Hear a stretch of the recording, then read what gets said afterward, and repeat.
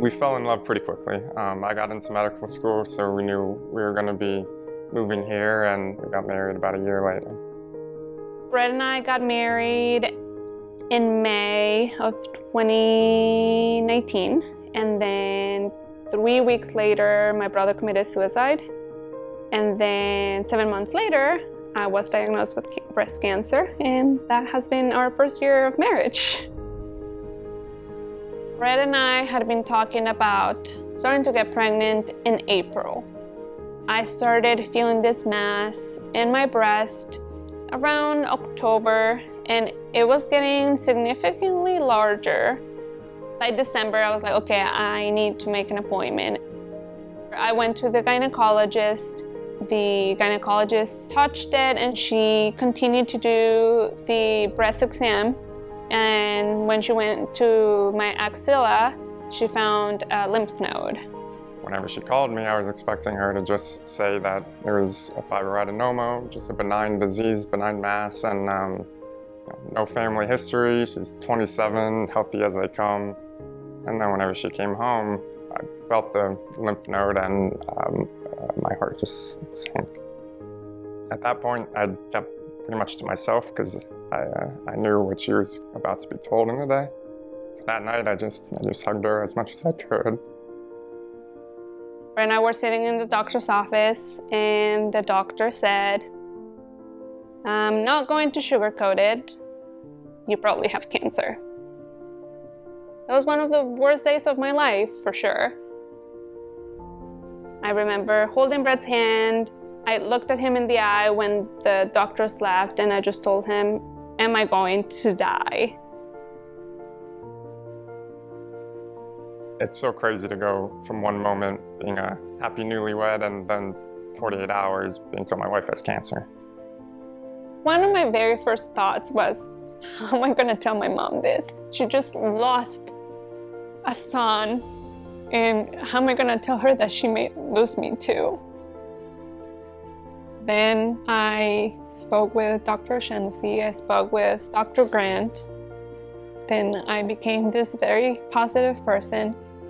I was sure that I was going to be okay. I was sure that I was not going to let cancer do this to me or to my mom. From the very first moment we answered Baylor, the nurses originally and then every single doctor after that, any worries or concerns about being treated medically and being healed medically, they took all those concerns away. Everyone at Baylor Scott & White was always so kind. They were always so nice. They understood how the patients were feeling, and they made sure that that patient felt understood, that they felt someone had their back. Every single word they said, Deanna heard and she felt more than anything. The doctor's putting her hand on my wife's knee, or she's looking her in the eye, or she's making her laugh, or she's talking in an energetic, positive tone. Deanna walked out of that room just feeling on top of the world, like I can do this. Her feeling good lasts a week until she sees the doctor again, and in that week she works out daily, she eats healthy.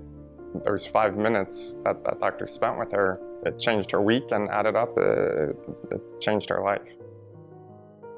Once word caught on, people started contacting us from left and right, and they started to pick us up on our feet. Once Dee got up on her feet, she never fell back down. She took off. I refused to let cancer take things away from me. I had my chemo on a Friday. I had signed up for a 10K on the following Saturday. Something in me said, just do it. So I did it. I ran the 10K, and I came in second place for my age group. It's hard to really put into words the amount of pride you feel whenever your wife was just diagnosed with cancer 2 weeks ago, and she's running through a finish line of the 10K. When they did the surgery, they took everything out, and the lymph nodes were clear, which they were very happy about. I have a month and a half left of radiation, and then I have 5 years of estrogen blockers.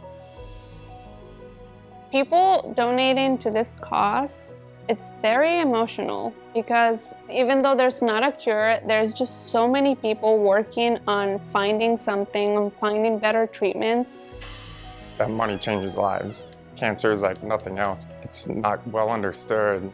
There's so much more to learn about it, and we're right on the edge of so many things that money really changes treatments. It changes people's chance of surviving, husbands' chances of going home and kissing their wife. Everyone at Baylor Scott and White who were part of my treatment, thank you for healing me physically. Thank you for healing me emotionally. Thank you for saving my life.